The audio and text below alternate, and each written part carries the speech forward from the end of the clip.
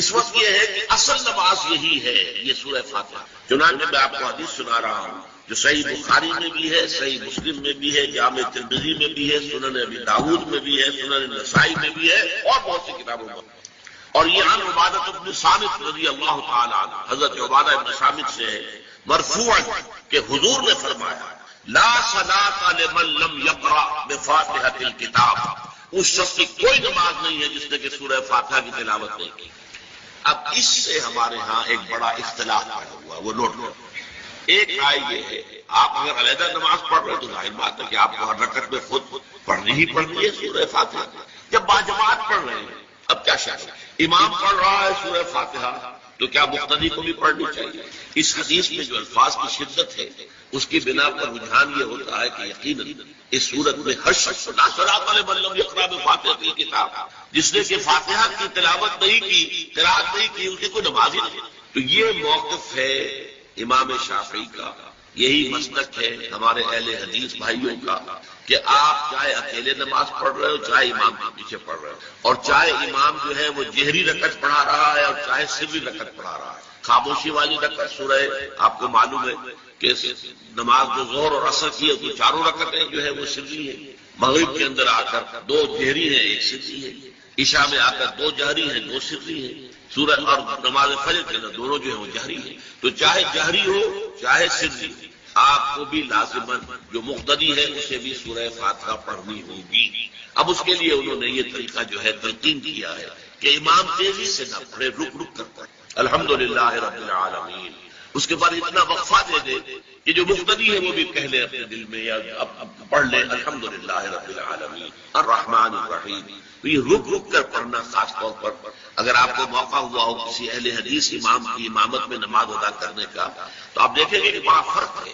ہمارے جو حنفی امام الحمدللہ رب العالمین الرحمن الرحیم مالک یوم الدین ایاک نعبد و ایاک نستعین، چار آیتیں جو ہے وہ بھی ایک سانس میں پڑھ جائیں گے، لیکن یہ کہ عام طور پر جو اہل حدیث حضرات ہیں وہ رک رک کر ٹھہر ٹھہر کر پڑھتے، ترتیل کے انداز میں پڑھتے۔ یا پھر دوسری شکل انہوں نے ایک اور کی، یہ آپ سعودی عرب میں جب کبھی نماز پڑھیں گے اور آپ پڑھی ہو آپ نے تو وہاں آپ دیکھیں گے کہ امام جو ہے وہ سورہ فاتحہ پڑھنے کے بعد تو ایک منٹ جو ہے خاموش ہے تاکہ آپ اب جو مقتدی ہیں وہ اس وقفے میں وہ اب سورہ فاتحہ پڑھ لیں، پھر وہ قرأت کرے گا، کوئی اور آیات اس نے شامل کرنی ہے تو بعد میں شروع کرے گا، درمیان میں وقفہ ہوگا۔ لیکن ایک مسلک یہ ہے، اور یہ مسلک جو ہے یہ در حقیقت قرآن مجید کی ایک آیت کے اوپر سورہ اعراف کے آخر میں فرمایا گیا وَإِذَا قُرِئَ الْقُرْآنُ فَاسْتَمِعُوا لَهُ وَأَنصِتُوا، جب قرآن پڑھا جا رہا ہو تو توجہ سے اسے سنو، خود خاموش رہو۔ اب یہ قرآن مجید کی آیت ہے، اس کے بنا پر ایک رائے یہ ہے کہ آپ امام کے پیچھے سورہ فاتحہ نہیں پڑھیں، پڑھا جا رہا ہے سنو، خود خاموش ہو۔ اور اس کے لیے وہ دلیل دیتے ہیں کہ یہ شکل ایک وفد کی سی ہے، جیسے کسی بڑی شخصیت کے پاس اگر آپ کا کوئی وفد جاتا ہے، 8-10 افراد ہیں، ان میں اسپوکس مین ایک ہوتا ہے، وہ بات کرتا ہے، باقی سب لوگ موجود رہتے ہیں سنتے ہیں۔ اسی طریقے سے امام جو ہے وہ گویا کہ آپ کا نمائندہ ہے اور وہ پڑھ رہا ہے الحمدللہ رب العالمین الرحمن الرحیم مالک یوم الدین، تو امام کی قرأت ہی آپ کی بھی قرأت ہو، گویا کہ اس آیت سے اس حدیث سے اختلاف نہیں ہے، اس کی تعبیر سے اختلاف ہے کہ امام کا قرأت کر لینا در حقیقت مقتدیوں کی طرف سے بھی قرأت۔ اس میں جو حنفی مسلک ہے وہ بہت سخت، اور وہ یہ ہے کہ چاہے سری نماز ہو اور چاہے جہری ہو، ہر کسی بھی حالت میں مقتدی جو ہے وہ سورہ فاتحہ نہیں پڑھے۔ اب اس میں ذرا سا سوال پیدا ہوتا ہے کہ جہری رکعت میں تو اس آیت کا اطلاق ہو جائے گا کہ وَإِذَا قُرِئَ الْقُرْآنُ فَاسْتَمِعُوا لَهُ وَأَنصِتُوا، سری میں تو اس آیت کا اطلاق نہیں ہوتا۔ بہرحال یہ مسلک ہے امام شافعی کا ایک انتہا پر ہے، ہر صورت میں سری ہو یا جہری ہو آپ کو پڑھنی ہی پڑھنی ہے، اور امام ابو حنیفہ دوسری انتہا پر ہے کہ چاہے سری ہو چاہے جہری ہو کسی شکل میں۔ امام مالک کا مسلک ہے درمیان میں، اور میں اس میں کوئی جھجک محسوس نہیں کرتا کہ میں آپ کے سامنے عرض کر دوں کہ میں اس پر عمل پیرا ہوں۔ وہ کیا ہے، جہری نماز میں خاموش رہو اور سنو، اس آیت کا اطلاق ہو جائے گا جب بلند آواز سے پڑھ رہا ہے امام تو پوری توجہ فَاسْتَمِعُوا لَهُ، اپنی پوری توجہ کو اس کے سننے کے اوپر مرکوز کر دو اور خاموش۔ سری رکعت میں البتہ جبکہ وہ بھی خاموشی سے پڑھ رہا تھا۔ بہرحال ان چیزوں میں نے یہ سب کچھ بیان کیا ہے تو اس سے جو میرا مقصود ہے وہ یہ ہے کہ معلوم ہو جائے کہ اس میں کوئی بڑی بنیادی بات نہیں، نہ یہ کہ جو حنفی ہیں وہ اس حدیث کا انکار کرتے ہوں کہ لا صلاۃ لمن لم یقرأ بفاتحۃ الکتاب، کیسے وہ انکار کریں گے؟ اور نہ ہی کوئی جو حنبلی ہے یا اہل حدیث ہے وہ قرآن کی اس آیت کا اختلاف جو ہے وہ اختلاف کر سکتا ہے کہ اذا قرئ القرآن فاستمعوا له وانصتوا، لیکن یہ کہ اس کے پھر اس سے جو احکام کا استنباط ہے اس میں اختلاف ہو جاتا ہے، تو اس کو نہیں سمجھنا چاہیے کہ یہ کوئی بہت بڑی اہمیت والی بات ہے۔ جب اللہ سے دعا کی جاتی ہے تو عام طور پر کہتے ہیں اللہ اپنے حبیب کے صدقے میں ہمیں سیدھی راہ دکھا، اس کا موجودہ دور کے حوالے سے کیا کانسیپٹ ہے؟ جو کام بھی ہم اللہ کے ساتھ کریں وہ ایک عبادت کا جزو ہے اور اس میں کامل پیروی ہونی چاہیے حضور کی اور صحابہ کی۔ یہ صحابہ سے ثابت ہے۔ اس میں یہ ہے کہ ذرا بھی ہم ادھر سے ادھر ہو جائیں گے تو خطرے میں پڑ جائیں گے، مشتبہات میں آ جائیں گے۔ جو چیز صحابہ سے ثابت ہے اس پر اکتفا کیجیے۔ کیا وہ ان میں کوئی محرومیت کی کسی شے کی وجہ سے کم رہ گئے؟ اصل میں ہم ان چیزوں میں جو کوئی بڑھاتے چلے جاتے ہیں اس سے پھر گمراہی کے، اگر شروع میں وہ گمراہی نہیں بھی ہوتی تو گمراہی کا احتمال اور گمراہی کا امکان ہو جاتا ہے۔ تو کیپ آن دی سیف وے، اور سیف وے یہ ہے کہ جو بھی چیز دعا کے ذکر میں جو بھی دعائیں صحابہ کرتے تھے جس طور سے کرتے تھے، حضور کو میں نے یہاں سے حضور کے سب صحابہ کو ایڈ کر دیا، کیونکہ یہاں تو حضور کو کہنا کہ حضور کے صدقے حضور کے واسطے یہ ہے اللہ ہمارا یہ کر دے، تو یہ تو گویا کہ اگر ایسی بات صحیح ہوتی تو صحابہ کرتے، حضور تو نہ کرتے کہ میرے صدقے ہے اللہ میری بات یہ قبول کر لے، لیکن صحابہ تو کرتے نا۔ لیکن یہ چیزیں ثابت نہیں ہیں، بس یہ دلیل میرے نزدیک اصل ہے۔ اب آپ اس پر عقلی دلیل لائیں نقلی دلیل لائیں، اس کا کوئی فائدہ نہیں۔ پہلے اصول طے کروا لیجیے، ما انا علیہ واصحابی، دین وہ ہے جو حضور کے طرز عمل سے اور حضور کے صحابہ کے طرز عمل سے ثابت۔ اس اصول کو جتنا پختہ کر لیں گے پھر اس کے حوالے سے بھائی لاؤ ثبوت بچتی ہے۔ آگے کی بات، کسی بزرگ کی بات، کسی صوفی کی بات، کسی ولی کی بات، کوئی شے دلیل نہیں ہے دین میں۔ کسی دلیل کسی دینی بات کی مزید وضاحت کے لیے کچھ شے ہو یا سائنس کی بات ہو، اس کا کوئی ثبوت حدیث سے ثابت ہونا ضروری نہیں ہے۔ انہیں سائنس پڑھانے نہیں آئے تھے، وہ فلسفے کا مسئلہ، دین کی بات، عقیدے کی بات، عبادت کی بات، اور دعا جو ہے وہ کل عبادت ہے، عبادت کا جوہر ہے، اس میں والصلاة والسلام على عباده الذين اصطفى خصوصا على افضلهم وخاتم النبيين محمد الامين وعلى آله وصحبه اجمعين، اما بعد فاعوذ بالله من الشيطان الرجيم، بسم الله الرحمن الرحيم، قل اعوذ برب الفلق من شر ما خلق ومن شر غاسق اذا وقب ومن شر النفاثات في العقد ومن شر حاسد اذا حسد، بسم الله الرحمن الرحيم، قل اعوذ برب الناس ملك الناس اله الناس من شر الوسواس الخناس الذي يوسوس في صدور الناس من الجنة والناس، صدق الله العظيم۔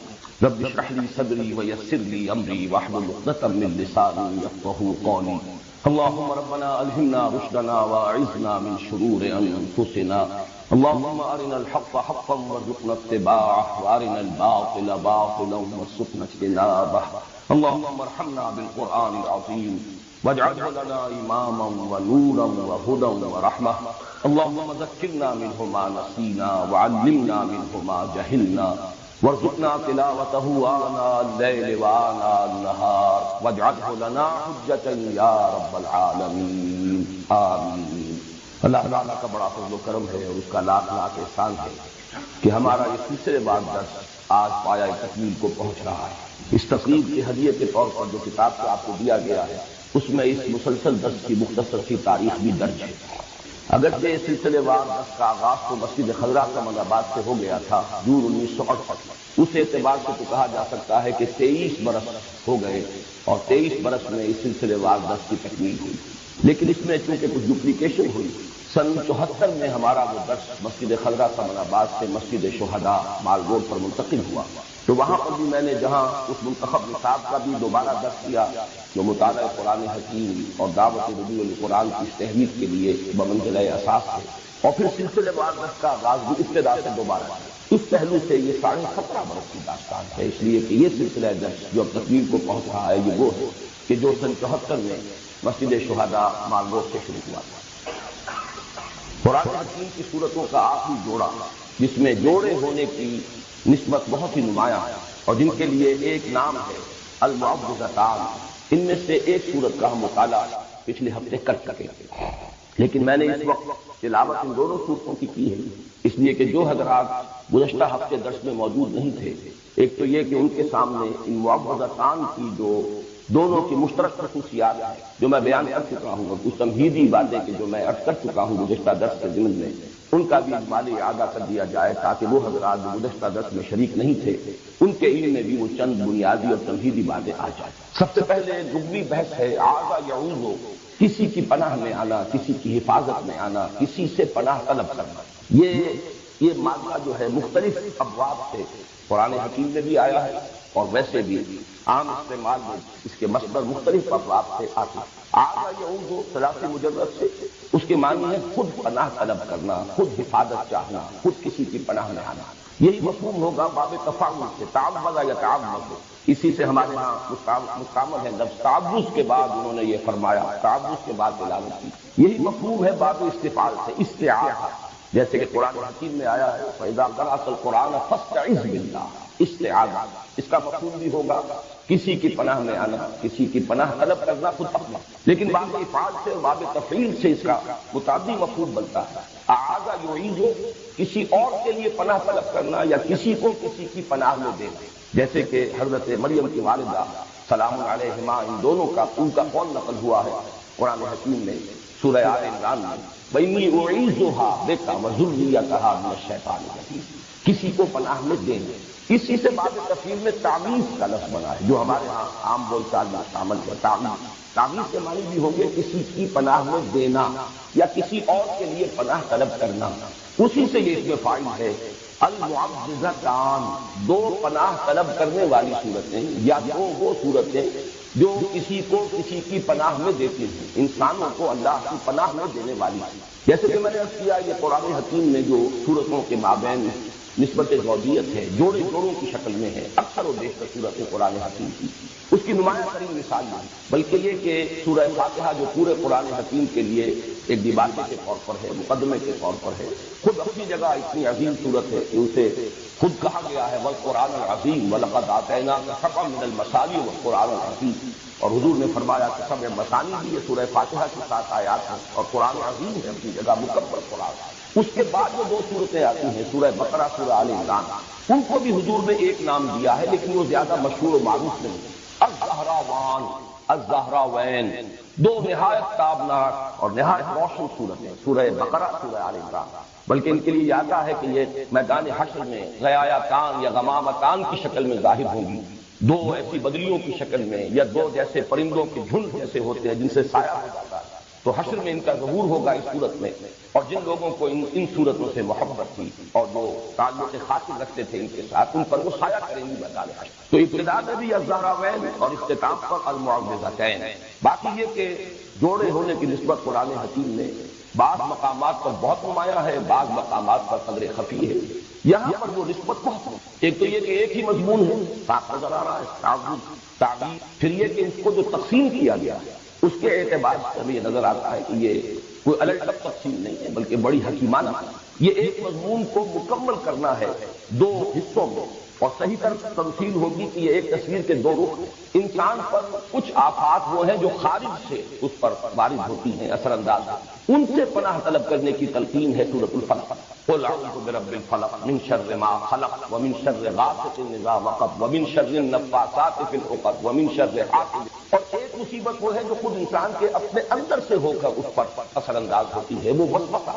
ظاہر بات ہے کہ وسوسہ جو ہے وہ چاہے شیاطین انس کی طرف سے ہو یا شیاطین جن کی طرف سے ہو، وہ خود انسان کے باطن پر اثر انداز ہوتا ہے۔ نفس کے اندر جو داعیات موجود ہیں، اس کا اپنے نفس امارہ، اس کی اپنی حیوانی جبلت، اس کے اپنے اینیمل انسٹنکٹ، وہ ہے کہ جو بھڑکتے ہیں، مشتعل ہوتے ہیں، اور اس سے پھر انسان کے دین اور ایمان کو، اس کی سلامتی کو خطرہ لاحق ہو۔ تو بہترین حکیمانہ تقسیم کر دی گئی، خارج سے اثر انداز ہونے والے خطرات اور مضرات وہ سورۃ الفلق، اور انسان کے اپنے باطن میں سے ہو کر اس کے دین و ایمان پر ڈاکہ ڈالنے والی مصیبت، اس سے تعوذ سورۃ الناس۔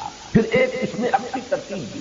سورۃ الفلق میں آپ دیکھیں گے کہ مستعاذ بہ جس کی پناہ طلب کی جا رہی ہے وہ صرف ایک آیت میں آیا قل اعوذ برب الفلق، جبکہ مستعاذ منہ اس کے لیے 4 آیتیں ہیں. اور شر کے لفظ کی گردان اب شروع ہوئی ہے من شر ما خلق ومن شر غاسق اذا وقب ومن شر النفاثات فی العقد ومن شر حاسد اذا حسد. اس کے برعکس ریسیپروکل نسبت ہے، یہ اچھی ترتیب. سورۃ الناس میں 3 آیتیں ہیں کہ جن میں مستعاذ بہ قل اعوذ برب الناس ملک الناس الہ الناس، اور مستعاذ منہ صرف ایک ہے، اگرچہ آیات 3 ہے لیکن شر کا لفظ ایک مرتبہ آیا ہے من شر الوسواس الخناس الذي يوسوس في صدور الناس من الجنة والناس.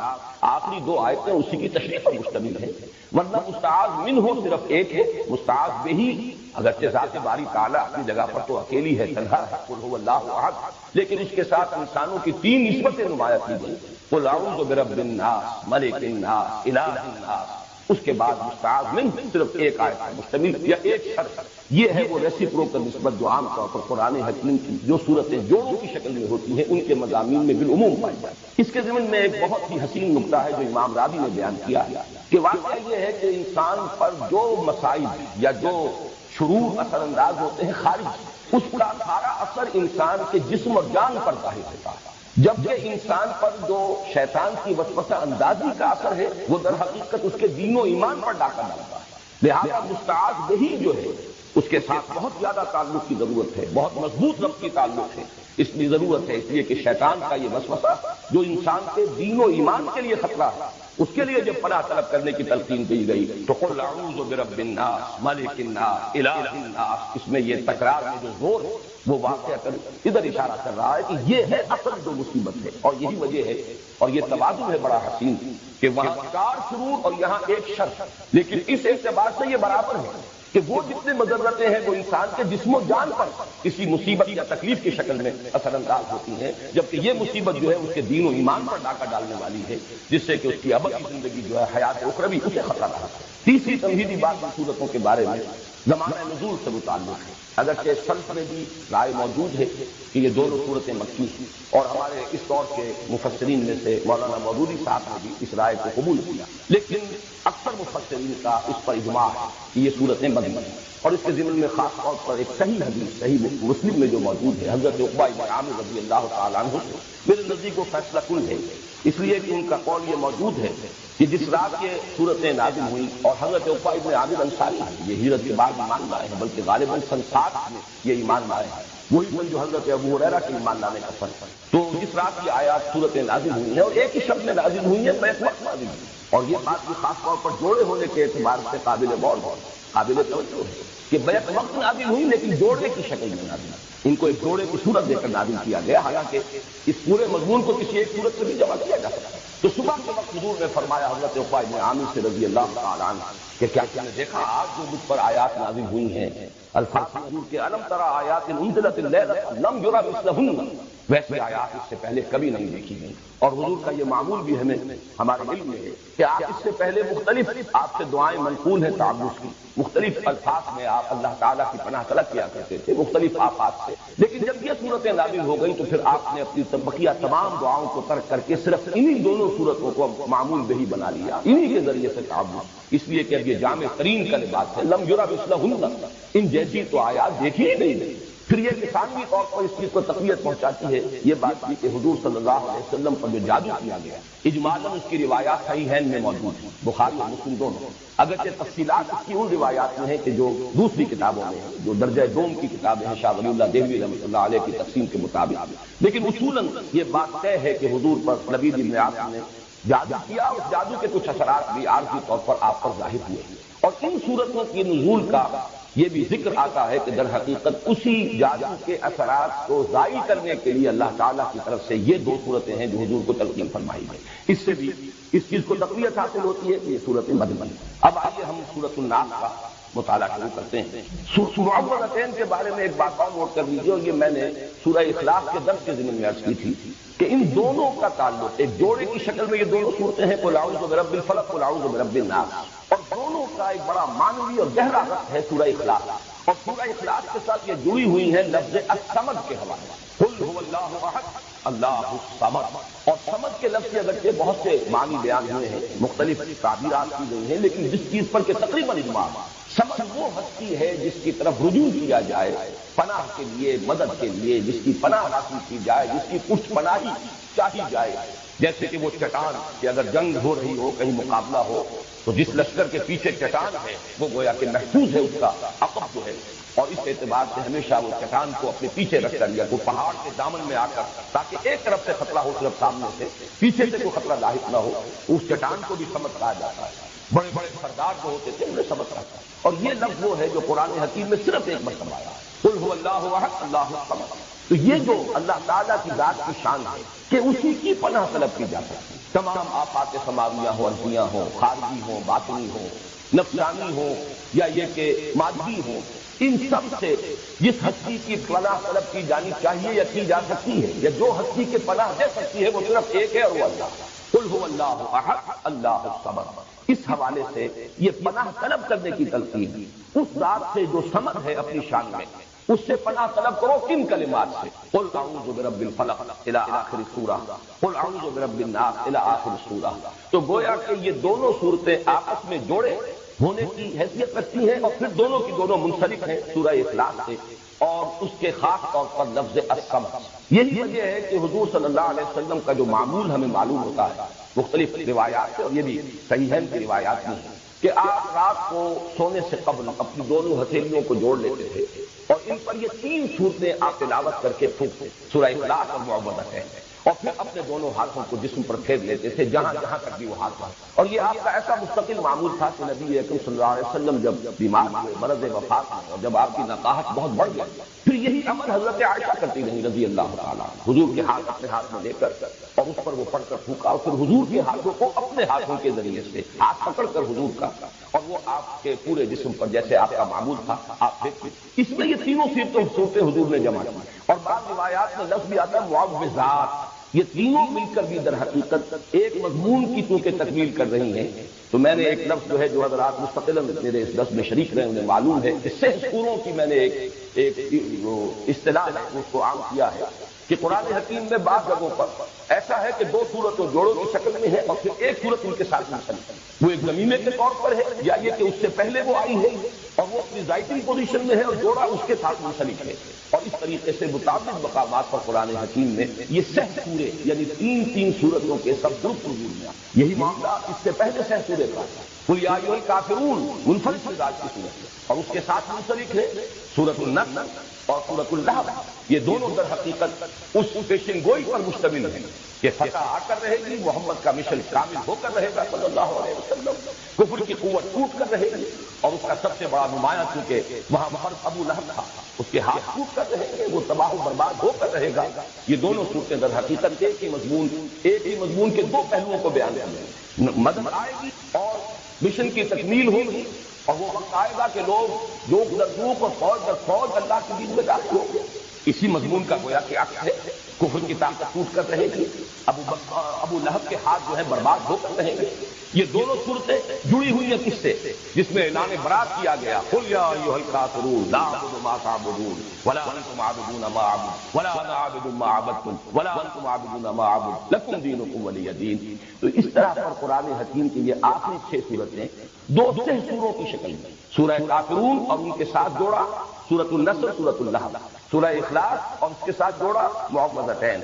اور اسی سے بات سمجھ میں آئے گی کہ ان دونوں 6 سوروں کے جو ابتدائی صورتیں ہیں جو پریزائڈنگ پوزیشن میں ہے دونوں 6 سوروں میں، ان کے درمیان بڑا گہرا ربط ہے. میں نے مثال بھی دی تھی، آج بھی عرض کر رہا ہوں کہ اگر 2 ٹرائنگلز آپ بنائیں اپنے سامنے ہی کاغذ پر، جن میں سے ایک کے اوپر سورہ کافرون اور نیچے کے دونوں زاویے جہاں ہیں وہاں سورۃ النصر اور سورۃ اللہب، اور دوسری ٹرائنگل کے اوپر سورہ اخلاص اور نیچے سورہ فلق اور سورۃ الناس. اب آپ دیکھیں گے کہ یہ دونوں جو ٹاپ پر ہیں سورہ کافرون اور سورہ اخلاص، یہ ایک دوسرے کے قریب آ جائیں گے. ان کا براہ راست ایک ربط و تعلق ہوگا، اور یہی ربط و تعلق ہمارے سامنے آتا ہے حضور کے معمولات میں. فجر کی 2 سنتوں میں سورہ کافرون اور سورہ اخلاص یہ آپ کا ایک مستقل معاملہ. اسی طریقے سے طواف کی 2 رکعتیں، پہلی رکعت میں سورہ کافرون، دوسری میں سورۃ اخلاص. بعد ہوا کہ ان دونوں میں بڑا گہرا ربط. پھر یہ کہ سورہ اخلاص کو جہاں کہا گیا ثلث قرآن کہ یہ 1/3 قرآن کے مساوی ہے، وہاں سورہ کافرون کو فرمایا گیا ربع قرآن، یہ بھی 1/4 قرآن کے مساوی. تو تو ان دونوں صورتوں کی عظمت اور ان کا جو باہمی قرب اور مناسبت ہے وہ ان سے سوروں کی ترتیب کو اگر سامنے رکھا جائے تو بہت نمایاں۔ اب آئیے قل اعوذ برب الناس ملک الناس الہ الناس، یہ ہے مستعاذ بہ، جس کے ذریعے سے استعاذہ کیا جا رہا ہے، جس کی پناہ طلب کی جا رہی ہے یا جس کی پناہ طلب کرنے کی تلقین کی جا رہی ہے، قل کے لفظ کو شامل کیجیے، کہو میں پناہ میں آتا ہوں، میں پناہ طلب کرتا ہوں لوگوں کے رب، لوگوں کے بادشاہ کی، لوگوں کے الہ اور معبود کی۔ یہ جو تین الفاظ آئے ہیں اور ہم ان تینوں آیات پر ایک عبادت کی حیثیت سے غور کریں گے، اس لیے کہ یہ مستعاذ بہ، جس کی پناہ طلب کی جا رہی ہے، جس کی حفاظت چاہی جا رہی ہے۔ ان میں سب سے پہلے، جیسا کہ میں نے اپنے آخری درس میں عرض بھی کیا تھا، سورہ اخلاص کا جب ہم مطالعہ کر رہے تھے کہ اگرچہ اس سے پہلے درس کے دوران لفظ اللہ جو ہے، اللہ کا یہ نام بے شمار مرتبہ آیا ہے، لیکن شروع میں اس کی وضاحت کی تھی اللہ کی لغوی بحث، اس کا مادہ کیا ہے، اس کے مفاہیم کیا ہے، یا پھر میں نے سورہ اخلاص میں آ کر ان باتوں کو دہرایا ہے اور میں نے عرض کیا تھا کہ لفظ رب کا جہاں تک تعلق ہے اس پر انشاءاللہ گفتگو ہوگی سورۃ الناس، حالانکہ یہ لفظ سورۃ الفلق میں بھی آ چکا ہے، قل اعوذ برب الفلق قل اعوذ برب الناس۔ آج میں چاہتا ہوں کہ اس لفظ کی بھی لغوی بحث، اور اس میں ایک اشکال ہے، وہ اشکال ہے کہ جس میں میں بھی بہت عرصے تک مبتلا رہا، اس لیے کہ عام طور پر اس لفظ کا ترجمہ کیا جاتا ہے پالنہار، پروردگار، پرورش کرنے والا، درجہ بدرجہ ترقی دینے والا۔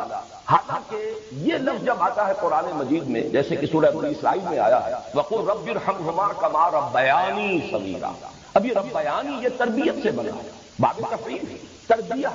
اب یہ کہ یہ مادہ را با با سے ہے یا را با وا سے ہے، اس میں بڑی بحث اور بڑا اشکال مجھے بھی رہا، اس لیے کہ در حقیقت را با با رب، اس کا اصل مفہوم جو سمجھ میں آتا ہے وہ ہے مالک، رب الدار، گھر کا مالک، رب المال، مال والا، جس کی انویسٹمنٹ ہے، مضاربت اگر ہے، ایک شخص جو ہے اس نے انویسٹ کیا ہے وہ رب المال ہے، اور دوسرا شخص جو ہے وہ مضارب ہے، وہ کام کر رہا ہے، محنت کر رہا ہے۔ تو رب کا لفظ جہاں بھی آتا ہے در حقیقت اپنے اصل مفہوم میں اس کا مفہوم جو ہے لغوی، مجھے جو اشکال لاحق رہا وہ یہی تھا کہ وہ تو اس کے استعمالات کا اگر ہم جائزہ لیں تو وہ مالک ہونے کے مفہوم میں آتا ہے، رب المال، رب الدار، رب البیت۔ اس میں رب کا لفظ، اب جیسے خاص طور پر رب البیت، یہ جو خانہ کعبہ ہے اس کا رب، خانہ کعبہ کی تو کوئی تربیت نہیں، اس کی کوئی پرورش نہیں، اس کا کوئی پالنا پوسنا نہیں، وہاں پہ در حقیقت رب کا مطلب مال، جیسے رب المال ہے اسی طرح رب الدار ہے، مال والا، گھر والا، مال کا مالک، رب کا مالک، گھر کا مالک۔ لیکن یہ کہ یہ لفظ جو ہے میں نے اس پر جب مزید غور کیا تو متعدد الفاظ ایسے ہیں کہ جس میں یہ را با با جس طریقے سے ہے، اسی طرح شین قاف قاف شق، دال سین سین دس، اس سے جب باب تفعیل میں مصدر بنتے ہیں، جیسے کہ وہاں پر شق سے جو شین قاف یا، یہ بھی مادہ ہے، شین قاف یا کا مادہ ہے جس کا مفہوم آتا ہے نامراد ہونا، شقاوت، شقی جو نامراد ہے، ناکام ہے۔ اب جب سورہ طٰہٰ میں لفظ آیا طٰہٰ ما انزلنا علیک القرآن لتشقیٰ، ہم نے یہ قرآن آپ پر اس لیے تو نازل نہیں کیا، وہاں ترجمہ میں دیکھتا ہوں کہ آپ مشقت میں پڑھیں، حالانکہ مشقت کے لفظ کے لیے مادہ آنا چاہیے شین قاف قاف، وہاں شین قاف یا ہے تشقیٰ، یہ اشکال رہا میرے ذہن میں۔ اسی طریقے سے دسا، دال سین سین، اور دسا یہ جو آیا ہے قد افلح من دساہا وقد خاب من، قد افلح من زکاہا وقد خاب من دساہا، یہاں پر بھی وہ اشکال ہے۔ تو یہ اشکال ہوا امام راضی کی جب تفسیر میں پڑھ رہا تھا سورۃ الشمس کی، تو انہوں نے بعض نحویین کا یہ قول نقل کیا کہ یہ مادے در حقیقت دال سین سین اور دال سین یا، یہ بہت ایک دوسرے کے برابر ہم مانی ہے، بلکہ ایک ہی لفظ کی بدلی ہوئی شکل ہے۔ یہی اصول اگر ہم اس کا اطلاق کریں را با با اور را با وا پر، تو اس کا مطلب یہ ہے کہ یہ دونوں الفاظ بہت قریب ہیں، ان کو علیحدہ مادے بھی کہا جا سکتا ہے، ایک مادہ بھی قرار دیا جا سکتا ہے۔ چنانچہ میں نے جب تحقیق کی ہے تو عجیب صورت سامنے آئی کہ لغت کے ایک بہت بڑے امام اور خاص طور پر مفردات القرآن کے مصنف، اتنی عظیم کتاب لکھنے والے امام راغب اصفہانی، انہوں نے را با با کے مادے کے ساتھ اس میں رب کے ساتھ صرف ربا یربی کو ایک ہی کہا ہے کہ یہ ربا یربی تربیت ہے، اور را با با یہ در حقیقت ایک ہی مادہ، یہ دو مادے علیحدہ ہی نہیں۔ جبکہ فؤاد عبد الباقی، اس نے جو کتاب لکھی ہے المعجم المفرس لالفاظ القرآن الحکیم، اس نے اس کو بالکل برعکس رب کے ساتھ صرف اربابن، ربیون، ربانیون، ربائب کے لفظ کو جمع کیا ہے، باقی اربا یربی، ربا یربی، ان سب کو وہ ایک علیحدہ جو مادہ ہے اس کے ساتھ لیتے ہیں۔ اس اعتبار سے ان میں جو قرب ہے، ان میں جو ترادف پیدا ہو گیا ہے، اور دو اتنے عظیم جو ہمارے مفکرین ہیں لغت کے ماہرین، ان میں بھی یہ اختلاف پیدا ہوا تو اس کی بنا پر یہ سمجھیے کہ یہ رب کا مفہوم جو عام طور پر عام ہو گیا ہے، پالنے والا، پوسنے والا، یہ اس وجہ سے ہے کہ یہ را با وا اور را با با یہ دونوں بالکل ہم معنی اور ایک دوسرے کے قریب اور مترادف یہ مانتے ہیں. اس لیے عام طور پر ترجمہ جب بھی رب کا کیا جائے گا تو پالنہار، پروردگار، پالنے والا، پوسنے والا. بلکہ یہ کہ امام راغب اصفہانی نے تو کہا یہ ہے کہ را با با ہے ہی تربیہ، اور تربیہ کا مفہوم کیا ہے؟ کسی شے کو حالن فحالن ترقی دینا، درجہ بدرجہ ترقی دیتے ہوئے اس کے نقطۂ عروج تک، اس کے نقطۂ کمال تک پہنچا دینا، یہی لفظ رب کا اصل مفہوم. اس کے بعد آئیے دوسرا لفظ ملک.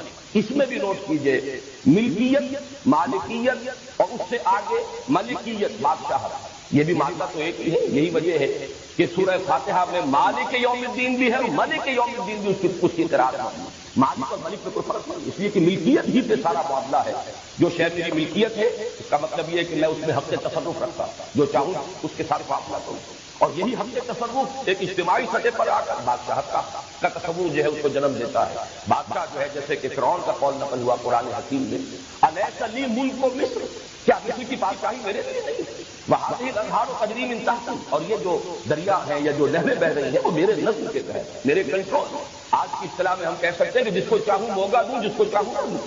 جس کے لیے چاہوں موگا جو ہے اس کے پانی کے لیے میں اس کے میں اضافہ کر دوں، اور جس کے لیے چاہوں اس کے اندر کمی کر دوں. یہ میرا اختیار ہے. تو در حقیقت ملکیت، مالکیت اور ملکیت یہ ایک ہی مادے کی مختلف شکلیں ہیں. اس لیے کہ جو شخص کسی شے کا مالک ہو، جو ہستی، وہی در حقیقت اس کی بادشاہ ہے.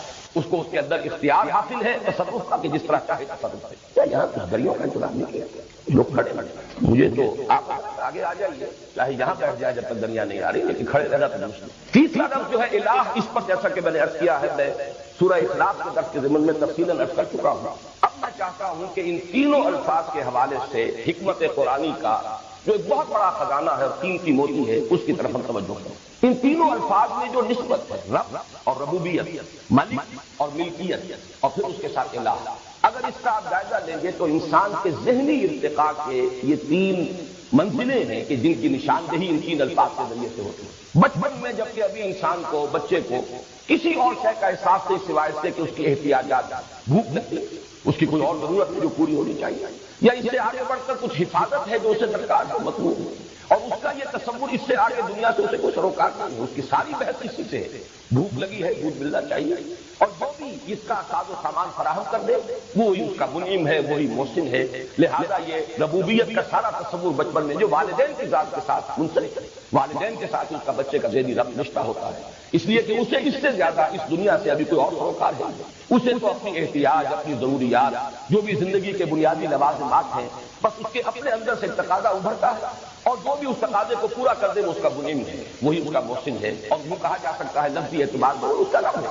اس سے ذرا آگے انسانی شعور ترقی کرتا ہے. آپ خود جائزہ لیں گے اور اپنے ماضی میں جھانکیں گے تو نظر آئے گا کہ پھر ایک ملکیت کا تصور پیدا ہوتا ہے. ذرا سا بچہ بڑا ہو جائے، یہ میرا کھلونا ہے. جب میرا کھلونا ہے کسی اور کو ہاتھ لگانے کا حق حاصل نہیں ہے. میں دوں تو ٹھیک ہے، مجھے اختیار ہے کہ میں دوں، اس کھلونے سے کسی اور کو کھیلنے کی اجازت دوں تو نہیں ہے، لیکن میری مرضی کے بغیر کوئی اس کھلونے کو ہاتھ نہیں لگا سکتا. یہاں سے اب وہ ملکیت اس سے آگے بڑھے گی تو وہ گھر کی ملکیت بھی ہے، اور بھی جو بھی انسان کے اندر، اور ملکیت کے ساتھ اس کے اندر تصرف کا اختیار مطلق. جو میں چاہوں میں اس کے ساتھ کر سکتا ہوں، جس کو چاہوں دوں اور جس کو چاہوں روک دوں کہ مجھ سے نہ لے. لیکن بات کیا یہ ہے کہ جب انسان کا شعور پختہ ہوتا ہے، نفسیاتی پختگی، میں اس کو وہ جسمانی پختگی اور جسمانی بلوغت سے علیحدہ کر کے کہہ رہا ہوں. جسمانی بلوغت تو ہو جاتی ہے انسان کی 14-15 سال پر، لیکن نفسیاتی بلوغت، اب اس کے اندر ایک اور تقاضا ابھرتا ہے، اور وہ تقاضا یہ ہے کوئی محبوب ہو، کوئی مطلوب ہو، کوئی مقصود ہو، کوئی نصب العین ہو، کوئی آدرش ہو. کسی شے کے لیے جیوں، کسی شے کے لیے مروں. زندگی محض زندہ رہنے کے لیے نہیں، زندگی برائے زندگی نہیں، بلکہ زندگی کسی نصب العین کے لیے ہو، زندگی کسی مقصود کے لیے ہو، مطلوب کے لیے. یہ ہے در حقیقت انسان کی فطرت کی پیاس. جبکہ انسان کا شعور اور اس کی اپنے اندر کی نفسیاتی کیفیت جب بلوغ کو پہنچتی ہے تو ایک محبوب، یا اسی کے لیے ایک لفظ اور استعمال کیجیے. ایک زمانے میں ایک عربی نظم پڑھی تھی بڑی پیاری، اب تک اس کا نقش ہے، اور وہ یہ کہ فتش لقلب کان رفیق، اپنے لیے کوئی ساتھی تلاش کر. انسان کے اندر ایک جذبہ ابھرتا ہے. اگرچہ یہ کہ جیسے کہ حضور صلی اللہ علیہ وسلم کا بھی جو آخری الفاظ آپ کی زبان مبارک سے ادا ہوئے ہیں آپ کے انتقال سے، کہ عین وقت ان میں بھی یہی لفظ آیا ہے اللہم فی الرفیق الاعلی، رفیق اعلیٰ، بس اب اسی کی طرف مراجعت ہے. اب تو پروردگار تیرا ہی قرب درکار ہے، بس وہی. اب یعنی گویا کہ دنیا سے، جیسے کہ روایات میں آتا ہے کہ حضور نے فرمایا تھا کہ انبیاء کو ایک اختیار دیا جاتا ہے جب موت کا وقت آتا ہے ان کا اس دنیا سے نقل مکانی کا، تو وہ انہیں ایک اختیار دیا جاتا ہے، چاہے تو ابھی اور رہیں اور چاہے تو آپ براجت اختیار کریں. آپ کا مشن مکمل ہوا، آپ کی بات جس حد تک مطلوب کی ہوئی، اب آپ چاہیں تو رہیے مزید اور چاہیں تو واپس تشریف لے آئیے. اس وقت کی در حقیقت اسی کا جواب ہے اللہم فی الرفیق الاعلی. تو یہ رفیق جو ہے فتش لقلبک عن رفیق وتجول وحدک فی القفار کمسافر یبغی الدیار لکنہ فقد السبیل افما لقلبک من مسیرک من دلیل. کوئی محبوب، کوئی جسے وہ چاہے، جس سے محبت کرے، جس کے لیے ایثار کرے، جس کے لیے قربانی کرے، جس کے لیے جیے، جس کے لیے مرے، یہ در حقیقت فطرت انسانی کی کتاب ہے. اسی کے لیے الفاظ استعمال ہوں گے آدرش، نصب العین. جو انسان اللہ تک نہیں پہنچ پاتے وہ کوئی وطن کو اپنا آدرش بناتا ہے، نصب العین بناتا ہے، وطن کے لیے جیتا ہے، وطن کے لیے مرتا ہے. کوئی کسی نظریے کو، کسی تصور کو، ایک تصور کے حسن مبہم پر ساری ہستی لٹائی جاتی ہے. کوئی تصور ہے، کوئی عزم ہے. لوگوں نے اشتراکیت کے لیے جانیں دی ہے، لوگوں نے اپنے وطن پر جانوں کو قربان کیا ہے، لوگوں نے کسی اور شے کی عظمت کے لیے سب کچھ کر دیا. یہ در حقیقت انسان کی فطرت کی وہ پکار ہے کہ کوئی محبوب، کوئی مطلوب، کوئی مقصود، کوئی نصب العین، کوئی آدرش. یہ تین اگر تیزی آپ کے ذہن میں رہے انسان کی نفسیاتی، ذہنی، فکری ارتقاء کہ سب سے پہلی منزل ہے میری ضروریات. مجھے کھانے کو چاہیے، مجھے پینے کو چاہیے، مجھے رہنے کو چاہیے، مجھے کسی کی حفاظت چاہیے، مجھے کسی کی مدد اور نصرت کی ضرورت ہے، کوئی روزی رساں، کوئی مشکل کشا، کوئی پشت پناہ، کوئی حمایتی. یہ ہے سب سے پہلا. اس کے بعد دوسری سٹیج ہے ملکیت، جسے قرآن مجید میں دوسرے مقام پر یوں تعبیر کیا گیا ہے اعلموا انما الحیات الدنیا لعب ولہو وزینۃ وتفاخر بینکم. اب یہ جو فخر کا مرحلہ آتا ہے، میں، میری جائیداد، میرے اموال، میری اولاد، تکاثر فی الاموال والاولاد، یہ سارا معاملہ وہ ہے جس میں میری ملکیت، میرا ساز و سامان، میرا اختیار. یہ ملکیت، ملکیت، یہ دوسرا تصور ملکیت. اور تیسرا جو ہے کوئی آدرش، کوئی نصب العین، کوئی محبوب، کوئی مطلوب. بالکل اسی ترتیب سے یہ تین الفاظ آئے ہیں. اصل میں انسان کی عقل کی پختگی، یہ تو میں نے انسان کی نفسیاتی ارتقاء کے مراحل بیان کیے. عقل کی پختگی کیا ہے؟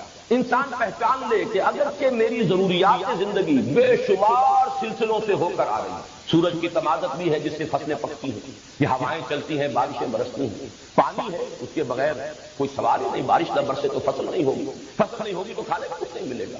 یہ سارا سلسلہ اسباب اپنی جگہ پر ہے، لیکن عقل ایک ہی چھلانگ میں پھر پہنچتی ہے مسبب الاسباب کہ یہ سارا سلسلہ اسباب کسی ایک ہستی کی گرفت میں ہے. رب وہی والدین کی ربوبیت کا تصور جو بالکل بچپن میں ہوتا ہے آغاز میں، اس سے ابھر کر پھر یہ تصور جب آتا ہے رب الناس، کل کائنات کا. بلکہ یہ کہ اب سورہ فاتحہ کی پہلی آیت سامنے لائیے الحمدللہ رب العالمین. اور ہر جگہ آپ نوٹ کریں گے قرآن حکیم میں کہ ہر جگہ پر یہ لفظ رب کا لفظ ہے، یہ سب سے پہلے لایا گیا. سورہ بقرہ کی جو تیسرے رکوع کی پہلی آیت ہے یا ایھا الناس اعبدوا ربکم الذی خلقکم، اے لوگو بندگی کرو اپنے اس رب کی جس نے تمہیں پیدا کیا. بلکہ پہلی آیات جو نازل ہوئی اقرا بسم ربک الذی خلق، پڑھو اپنے اس رب کے نام سے جس نے پیدا کیا.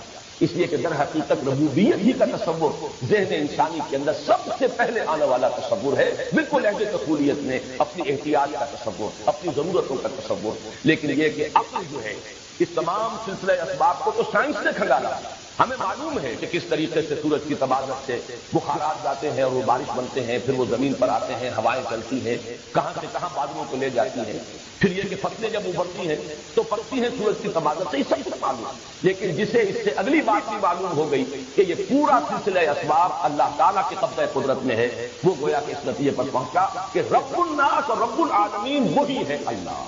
الحمدللہ رب العالمین. اسی طرح یہ میری میز اور یہ میری کرسی اور یہ میرا کھلونا اور یہ میرا مکان اور میرا سامان اور میرا ملک، میرا قبیلہ، میری قوم، میرا اختیار، میری حکومت، الیس لی ملک مصر، یہ سب کچھ ہے. لیکن یہ کہ انسان کی عقل کی رسائی جو ہے اگر ہو جائے حقیقت تک تو ملک الناس، بادشاہ حقیقی، یہ جس کے پاس بھی کوئی اختیار ہے وہ صرف ظاہری ہے. یا تو ہم کہیں گے ظاہری ہے. جب ہم کہتے ہیں لا حول ولا قوت الا باللہ، بظاہر مجھے محسوس ہو رہا ہے کہ یہ مجھے نقصان پہنچا سکتا ہے، یہ اس وقت گن لے کر میرے سامنے کھڑا ہے، نشانہ بھی لے لیا، میری جان گویا کہ اس کے قبضے قدرت میں آ گئی، ذرا سی انگلی کی حرکت جو ہے اس سے میری جان یہ لے لے۔ یہ سب کچھ دیکھ کر بھی انسان جب کہتا ہے لا حول ولا قوت الا باللہ، لا مؤثر فی الحقیقت الا اللہ، لا فاعل فی الحقیقت الا اللہ، تو معلوم ہوا کہ اختیار مطلق کو اللہ کا ہے۔ تمام اسباب مادی جمع ہو جائیں تب بھی اختیار ان اسباب میں اس کا نہیں ہے کہ نتیجہ ضرور نکالنا، الا باذن اللہ، مگر اللہ کا اگر اذن ہو تو نتیجہ نکلے گا، اللہ کا اذن نہیں ہے تو نتیجہ نہیں نکلے گا۔ اس لیے کہ بادشاہ حقیقی صرف اللہ، مختار حقیقی صرف اللہ، مختار مطلق صرف اللہ۔ اسی تصور سے در حقیقت وہ جو ہمارے ہاں الحمدللہ کے آج کل تو بہت سے لوگ یہاں سے پیدا ہو گئے ہیں جو قرارداد مقاصد کو ہو قرار دیں۔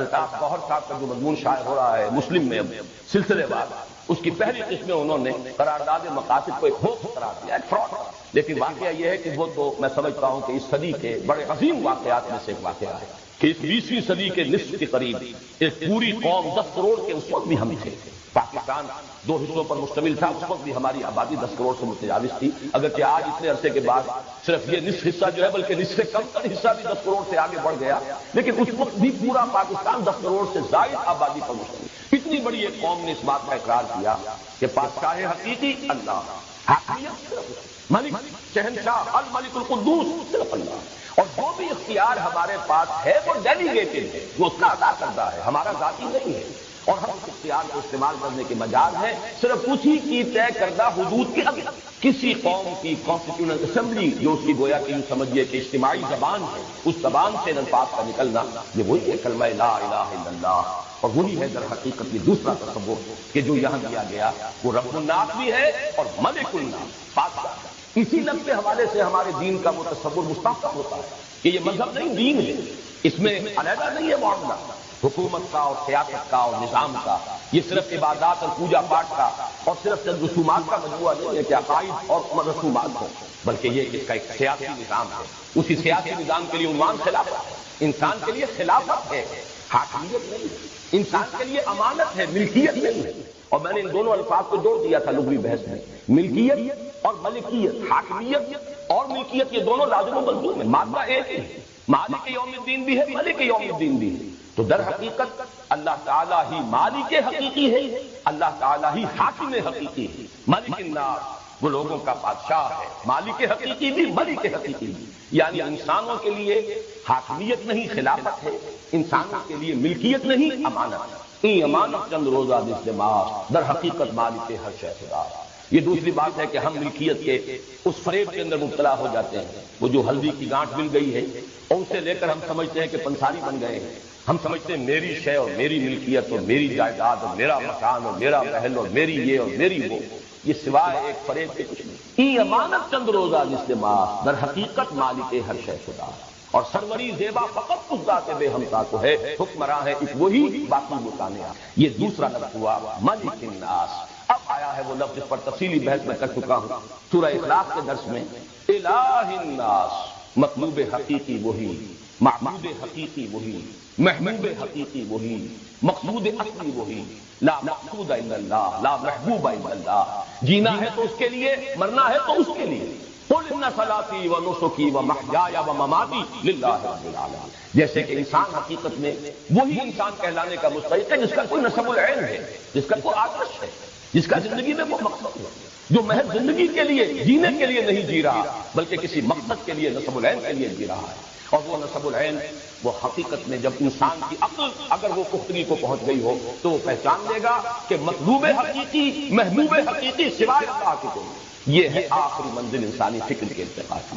لہذا جہاں اس ترتیب سے لائے قل اعوذ برب الناس، اللہ نے اس بات کو اسی فکر کو مختلف انداز میں بیان کیا ہے۔ یزدان کمن داور ہمت مردانہ، یہ کیا اصل میں الفاظ ایسے ہیں کہ جس سے ذرا آدمی چونک بھی جاتا ہے، بات کیا کہی جا رہی ہے۔ آپ کو معلوم ہے کہ کمن جو ہے وہ استعمال کی جاتی تھی فصیل کے اوپر چڑھنے کے، انسان پہلے اپنے زور بازو سے کمن کو پھینکتا تھا اوپر، جتنی اونچائی پر جا کر وہ کمن اٹک جائے گی اتنا ہی انسان اب اس کے سہارے سے جا سکتا ہے۔ اگر وہ 20 فٹ تک گئی ہے تو آپ 20 فٹ تک ہی جا سکتے ہیں، آگے تو نہیں جا سکتے۔ اگر آپ کو 40 فٹ تک پہنچانی ہے تو آپ 40 فٹ تک پہنچ جائیں گے۔ تو پہلے کمن پھینکیے بلند، اور اس کے بعد آپ اس بلندی تک خود پہنچیں گے۔ یہ جو سورہ حج کے اندر فرمایا گیا ضعف الطالب والمطلوب، اگر مطلوب گھٹیا ہے تو طالب بھی گھٹیا ہی رہے گا۔ آدرش پست ہے تو انسانی شخصیت پست رہے گی۔ نسب العین جو ہے وہ بہت ہی نیچے ہے، لو ہے، تو انسانی شخصیت بھی بہت نچلی سطح پر رہے گی۔ آدرش بلند ہے، نسب العین بلند ہے، آپ کا مقصود و مطلوب بلند ہے، تو اب آپ کی اپنی شخصیت کو ترقی حاصل ہوگا اس کے حوالے سے۔ اسی کو کہا گیا ضعف الطالب والمطلوب، اگر مطلوب کمزور ہے تو طالب بھی کمزور، مطلوب پست ہے تو طالب بھی پست۔ کسی نے وطن کو بنایا، کسی نے قوم کو بنایا، کسی نے اولاد کو بنایا۔ کتنے ہی لوگ ہیں جو صرف اولاد کے لیے جیتے ہیں، اپنی توانائیاں انویسٹ کر دیتے ہیں صرف اولاد کے لیے، ان کا مقصود و مطلوب اولاد ہے، اس کے سوا کوئی بلند کا نسب العین نہیں۔ کچھ لوگ ہیں جو صرف اپنی ذات، اپنے ہی حسن کا دیوانہ بنا پھرتا ہوں، اپنی ہی حریم ذات کے گرد طواف کرتا رہتا ہے انسان، اپنی ہی خود غرضیاں اور اپنے ہی مفادات اور اپنے ہی لیے کوئی شہرت، اپنے ہی لیے کوئی وجاہت، یہی ان کا مطلوب و مقصود بن جاتا ہے۔ بہرحال پست نسب العین ہوگا، آپ کی اپنی شخصیت بھی پست رہے گی۔ اعلیٰ بلند نسب العین ہوگا، آپ کی اپنی شخصیت کو ترقی حاصل ہوگا۔ تو در حقیقت عقل کی پختگی کیا ہے؟ پھر میں نوٹ کر دوبارہ دہرا رہا ہوں اپنی بات کو۔ ایک ہے انسان کا ذہنی اور نفسیاتی انتخاب۔ ابتدائی تصور احتیاجات اور ضرورت ہے، اس کے بعد تصور ملکیت، ملکیت، اختیار، اور اس سے اوپر مقصود، مطلوب، محبوب۔ اور انسان کے فکر کی پختگی، انسان کی عقل کی جو رسائی ہونی چاہیے حقیقت کبریٰ تک، اس کا مظہر کیا ہے؟ وہی ایک ذات، وہی ذات واحد عبادت کے لائق، زبان اور دل کی شہادت کے لائق، وہی ہے رب، وہی ہے ملک، اور وہی ہے الہ۔ قل اعوذ برب الناس ملک الناس الہ الناس۔ یہ تو ہوا مستعاذ بہ۔ اب آئیے مستعاذ من، ایک بات اور نوٹ کرا دوں، یہ جو چھ سورہ ہے، سورہ اخلاص، سورہ فلق، سورۃ الناس، ان میں آپ نے یہ بات دیکھی ہوگی کہ سورہ اخلاص کی بھی اس کی عظمت کا اصل راز پہلی دو آیات ہیں۔ بقیہ دو آیات میں جو مضامین آئے ہیں وہ آپ کو قرآن مجید میں تکرار کے ساتھ ملیں گے۔ لم یلد ولم یولد لم یتخذ ولدا، یہ آپ کو سورہ بنی اسرائیل میں مل جائے گا۔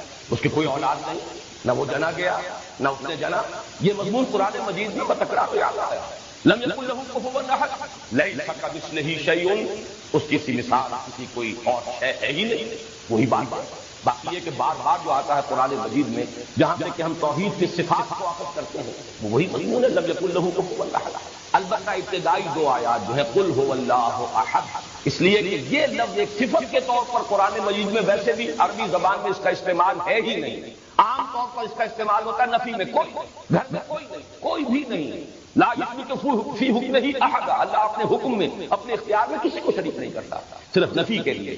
مثبت طور پر ایک صفت کے طور پر یہ عربی زبان میں مستعمل نہیں ہے سوائے اللہ کی ذات کے۔ خود قرآن حکیم میں بھی صرف اسی مقام پر آیا ہے، قل هو اللہ احد، اور اللہ الصمد، یہ تو میں پہلے عرض کر چکا ہوں کہ الصمد کا لفظ تو قرآن مجید میں آیا ہی صرف ایک بار۔ ان دونوں میں اصل عظمت کا راز یہاں ہے سورہ اخلاص کا، اور میں تفصیل سے سورہ اخلاص کے ذمہ عرض کر چکا ہوں۔ اس طرح سورہ فلق پہلی دو آیتیں ہی ہیں اصل میں اس کی عظمت والی، باقی یہ کہ بقیہ تینوں آیتیں من شر ما خلق کی شرح، اس لیے کہ اور جو بھی کچھ ہے، کوئی حسد کرنے والا ہے، کوئی رات کی تاریکی کے اندر نقصان پہنچانے والا ہے، کوئی کسی اور اعتبار سے نقصان پہنچانے والا ہے، من شر ما خلق بات پوری ہوئی، بقیہ تینوں آیات کے اندر اس کی شرح ہے۔ من شر النفاثات ومن شر غاسق ومن شر حاسد، اصل میں تو قل اعوذ برب الفلق، اور اس لفظ فلق کے حوالے سے پچھلی مرتبہ میں عرض کر چکا ہوں کہ آج تک سائنس جہاں پہنچی ہے، دی بگ بینگ، یہ فلق کے لفظ کے اندر وہ پورا تصور موجود ہے، ایک دھماکہ ہوا۔ اب تک تو یہ تصور رہا، نیوٹونین جو فزکس تھی اس کا تو تصور یہ تھا